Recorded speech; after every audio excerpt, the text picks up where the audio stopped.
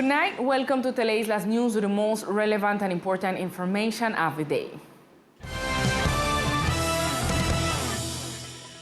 Through his social networks, the representative to the chamber for the Cambio Radical party said that the tax reform by the government contains negative aspects for Colombians and especially for the islanders. After a detailed analysis by the Cambio Radical bench of the tax reform bill presented by the national government, a unanimous decision was made not to support it. Representative to the chamber Jorge Méndez explained the position of his party. There are some aspects of the reform that attacked us directly, such as the elimination of the exemption that the hotel and tourism industry has of going from 9% of the tax to 35%, quadrupling what it has to increase the rates in the department by making us less competitive. Whoever has an inn or hotel will be directly affected. Those wishing to expand or remodel the hotel establishment would have to pay higher taxes, and this will be a direct hit. He also talked that there will be an increase in the international transportation tax. There is passing a tax from 2% to 35% on international transportation companies, so cruise ships will see the islands as a less attractive destination. In the same sense, they talk about increasing the value of fuel for the border areas, eliminate subsidies, and that will be a direct hit to the pocket of islanders who will have to pay more money for gasoline in land transportation and boats and the like. On the other hand, the representative talked about the increase in food. We also consider that there will be an increase in food since they will put an increase of 10% on single-use plastics. A single use increases the value of these products.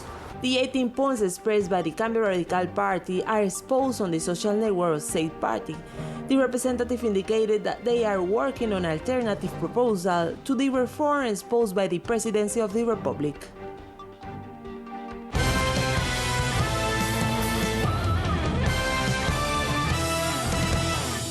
The departmental hospital laboratory has new equipment that will benefit patients of the medical center. It is noteworthy that the departmental social state enterprise acquired a biograduation equipment that will be used for the treatment of patients of the medical center. The departmental state social enterprise acquired an automated biorad equipment with a complete system for transfusion service tests, highlighting that these will now be automatic since the process was previously done manually. The SSC Departmental Hospital has acquired a complete automated device for blood tests where we can perform hemoclassifications or the well-known blood groups or compatibility tests, which are the tests that are done to all those patients who need blood transfusion. Before, we used to perform these tests manually. Now we are going to perform them automatically with our equipment in a more agile and faster way, more accurate and precise in the delivery of results. With this new equipment, the laboratory process will be streamlined and will provide accurate results to patients who acquire this service, highlighting that they will be able to have a more accurate precision in the delivery of results.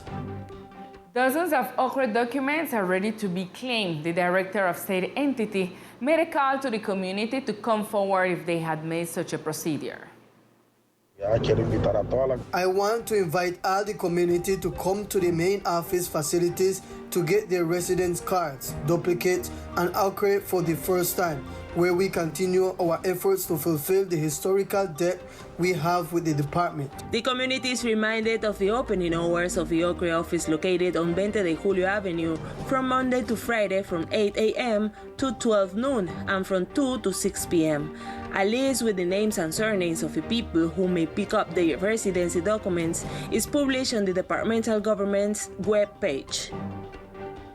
And two national and one local entity joined forces to advance a cleanup effort at Rocky Point Beach, bringing a message of conversation and respect for environment to tourists and residents.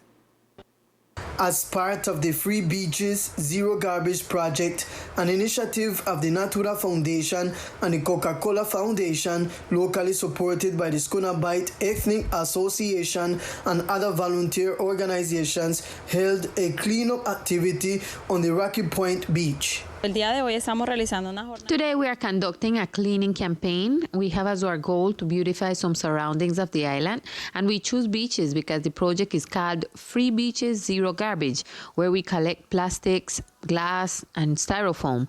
Each waste has a manager. The plastics are sent to Skunabite Ethnic Association, where they compact and remove them from the island. The idea is to avoid that most of them go to the sanitary landfill. We also send plastics to some craftswomen. Here we have craftswomen who make handicrafts with plastics and plastic caps. They collect the material and take it to transform it. We want to make an invitation to the community and to all tourists to take care of the island by avoiding to throw garbage. On September 17th, the Natura Foundation will conduct 2 cleaning activities in the department: an underwater cleanup to collect waste that reaches the seabed, as well as a coastal cleanup activity. Taking into account the onset of the rainy season, the Ministry of Health issued some guidelines to mitigate the effects of the rainy season. From the Unified Command Post, the head of the Office of Territorial Management of Emergencies and Disasters of the Ministry of Health and Social Protection, Luis Fernando Correa, gave health recommendations for winter season in the second half of the year. They insist on the preparation for adequate response of the communities, which may be affected because of this rainy season on the second semester. Likewise, they announced that according to information from IDEAM, the rain phenomenon is related to the hurricane season in the Atlantic Ocean, which began last June. It is tremendously important to prepare for an adequate response in the regions that may be affected by this rainy season. The hurricane season, as we have said before, started in June, and it should last throughout the second half of the year. It is maintained, although the probability of it being above normal has diminished a little bit. Although the incidence of hurricane has decreased, it is still important since it just went down from 65% to 60%. In this sense, the Ministry of Health insists on preparedness, mainly in the territories with, likewise, as invited to identify the risk areas, decide where the healthcare providers may be affected, as well as to recognize which risks can be mitigated. In other news, the educational institution of the Sagrada Familia works with the students on the prevention of suicidal behavior with the support of the Secretariat of Health. During this week, the Sagrada Familia Educational Institution, with the theme Suicide Behavior Prevention, is working with students. For us as an institution, training is extremely important, not only the academical part, but also the integral part. For this reason, this week we have been working on the issue of prevention of suicidal behavior through various activities from the area of psycho-guidance and, of course, with the support of the Secretariat of Health on the part of mental health. We have been working through workshops and reflections on the principle of life and others, and during this week it's been visible among the students through their creativity, spaces with messages alluding to support and looking for our territory to be safe. For their part, the students explain how important it is for them to learn about the topic and to support each other as a student community to mitigate the occurrence of these cases in the archipelago. What basically we going to do this week that they prevent conduct suicides in the school and so, and we ended the career and by speaking with the psychologists and so on. Well, what we do that we make those people that have them conducts no se tenga help in a way and the unity within the school. The Departmental Health Secretariat of the Archipelago of San Andres, Providence, and Santa Catalina offers different lines of attention, which are attended by volunteers and professionals in the area of health. In these, you can externalize your emotions, fears, and doubts. The telephone number is 513-0801, extension 290. At this time, we continue with news of the municipality of Old Providence and Santa Catalina with Millicent O'Neill.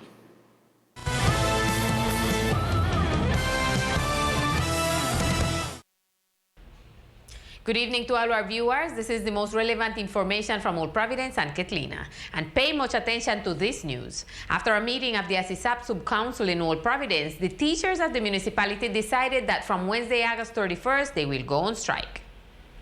Teachers from different educational institutions in Old Providence will carry out a 3-day strike due to deficiencies in the provision of their healthcare service. We decided to go on strike. We don't have any doctor service here. We don't get no medication. We don't have no way to transport to San Andres. With the coordinator in San Andres, she would not answer with the phone. You send someone and look your medication, and it's a pile of obstacles in the way, and we can't get through with nothing. You go to the hospital, and the doctor them say it's not an emergency. And the next thing, when you do get the attention, you can't get the medication because she have to send an authorization from San Andres. The lady told me that she can only give me the tickets, that the food, transportation, and everything else that I had to cover was not going to be covered by them. So I had to take out a loan at the bank to cover all of those expenses.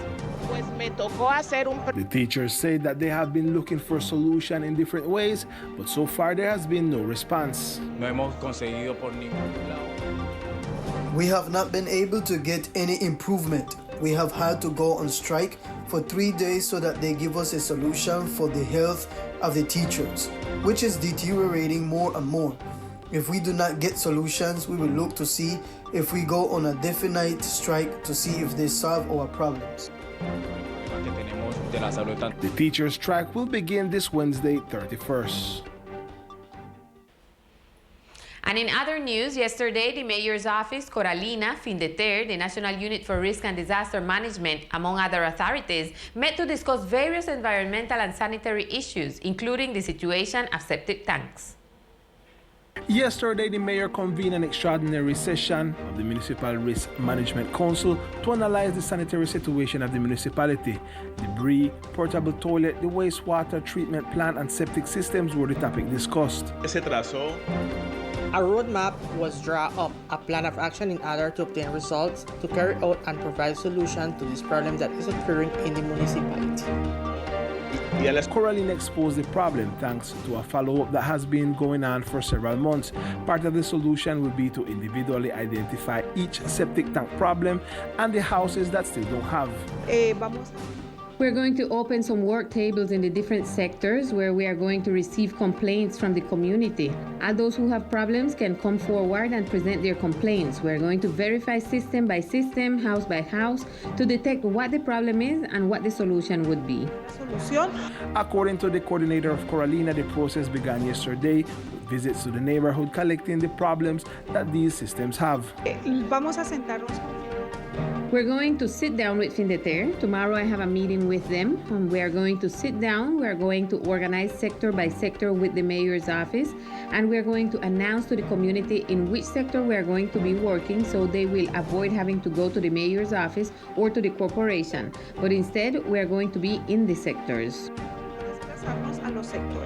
On the other hand, since July, the wastewater treatment plant in camp is closed. The mayor's office will have to make necessary recruitment since the plant is also part of the solution to these sanitary difficulties. And this is all we have for tonight for the section of Old Providence and Catlina. Lisa continues in San Andres with more Teleislas News. Good night. Thank you, Millicent. And this is all for tonight. We see you Sunday at 8 p.m. in Teleislas News Weekend. Good night.